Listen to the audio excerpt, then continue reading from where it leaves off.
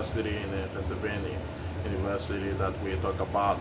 The school fees is almost like $155,000, 4 years tuition, which is for $144,000. And now, how can you get that money to be able to pay for your child's school fees? Financial aid cannot do that. Now, the school fees is a lot of money. So how can you do that? Are you gonna go and get a loan? Loan is not the right track to be able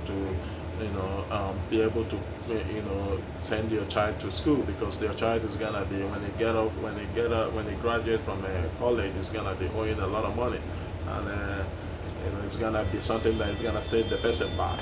So we're gonna talk about a way that you can be able to save that money and have a plan, all right, and how to maintain the money. If it's not only just that you use it for the college, but you can use it also to start up. It's a startup foundation. That's what I call it.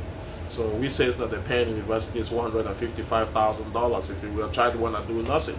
155,000 for 4 years. All right, housing and everything. All right.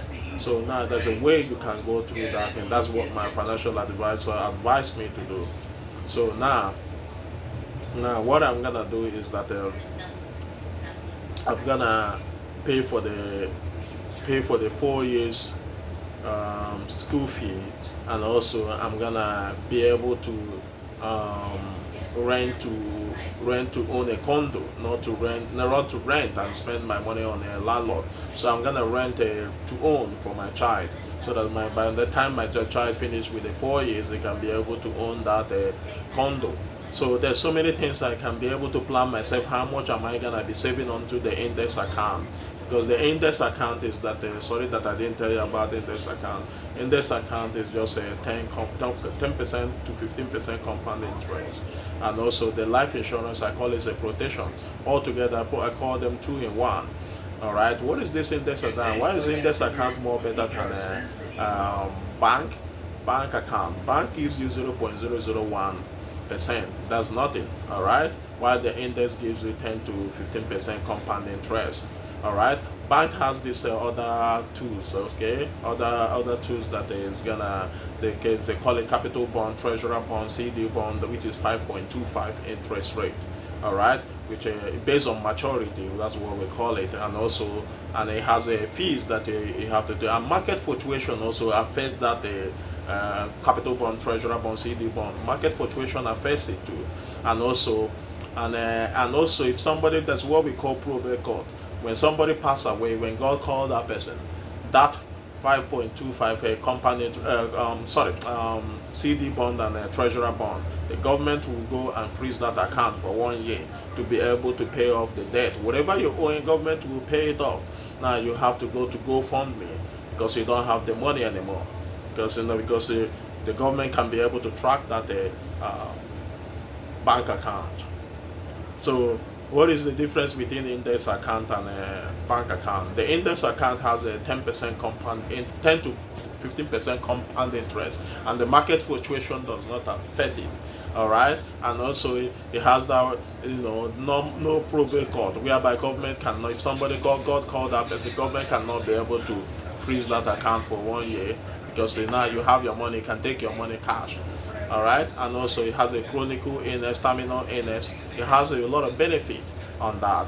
And also, so many people, rich people, that's where they put their money. Let's talk about back in the days when they have a trust fund. We have a trust fund, we have a charity fund. A lot of rich people was using that back in the days. They were putting their money into the trust fund. They were putting their money into the charity fund. But what is that charity fund? Charity fund is when a rich man take his shares from the stock and donate it to the charity fund to get a tax credit. That's what we call charity fund, to get a tax credit. They take advantage of those things, which we don't know. And what is a trust fund? Trust fund is how the rich people move the money to save money for their child. That's what we call trust fund. What is stock? Back in the days when people were buying stock, that's what we call penny stock, micro cap stock, pink sheet. That's what we call it back in the days. It was 0.001. It's not even up to a cent. There's also mid cap stock, Johnson and Johnson, J&J. We have a Whole Foods market back in the days, when before Amazon bought Whole Foods. So we have a lot of companies back in the days. We call some of them are micro cap, some of them are mid cap stock. All right, we have a large cap stocks too. People who are rich, people who were investing back in the days. That's how they made their money. But now everything has changed. The economy is bad right now, and the stock have drastically dropped down. Very bad right now in the market. So a lot of rich people now diverted their money into the index account, because the index account, it does not have any market fluctuation. It does not have anything that the market goes up and down. It always stays up. All right, there's nothing like that. Why the stock and a trust fund and a charity fund, all those things are a little bit at high risk. All right, and then we saw a lot of people want to put their money into their retirement. That's a big mistake. Retirement, what is it? You see so many people that work for so many years. When they retire, they don't have anything. They don't have anything to show. They go back to work. You see a 90 years old working at Amazon, working at the Walmart, working as a security company. Because why? Because they didn't have enough. What if you didn't get to buy a house at the early age, and then now that you're old, you haven't finished paying for your 30 years fixed mortgage? That's where you're stuck in there. That's what is gonna make you the retirement money is not gonna be enough for your family to be able to take care of your family, to be able to pay off that mortgage that you collected from the bank. So now they have to go back to work and stand as a security, as old as they are, going back to work. That's what we show, that the person that does not have a financial plan. You have to take advantage of this index account and life insurance right now, that you are strong to be able to plan for the future, to be able to plan for generational wealth. You have to create the generational wealth. And also, when you create that generational wealth, there's what we call how to maintain the generational wealth. Because you may have a rascal generation in the future that will squander that money that you have invested. So you have to have a way to maintain that generational wealth. So that's what we're gonna. Our financial advisor is gonna talk more about that. He's gonna give you more, educate you more on that financial and life insurance and index account. That's what we're gonna discuss on that day. I'm just giving you a little bit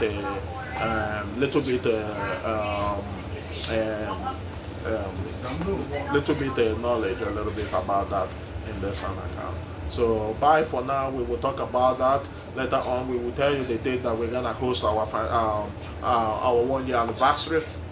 Sorry that we postponed our 1 year anniversary, that the visit that they sent to a lot of people, but don't forget that you have opportunity to learn something that is gonna change your life. Something that you ask. So many people ask me questions: how do I open a from point to point ride share? So many people that know when I own a point to point ride share, how do I start with one van and I end up with 8 vans? So many people will ask me that question. It's knowledge. How do we learn? It's information. You can be around people, they talk about something, you pick it up and you go back and do your research. Everything is there. So don't miss this opportunity. Our financial advisor is gonna be there, and we're gonna be giving out 30 pieces of this HP ProBook S360 10 generation. Thank you. Bye bye. So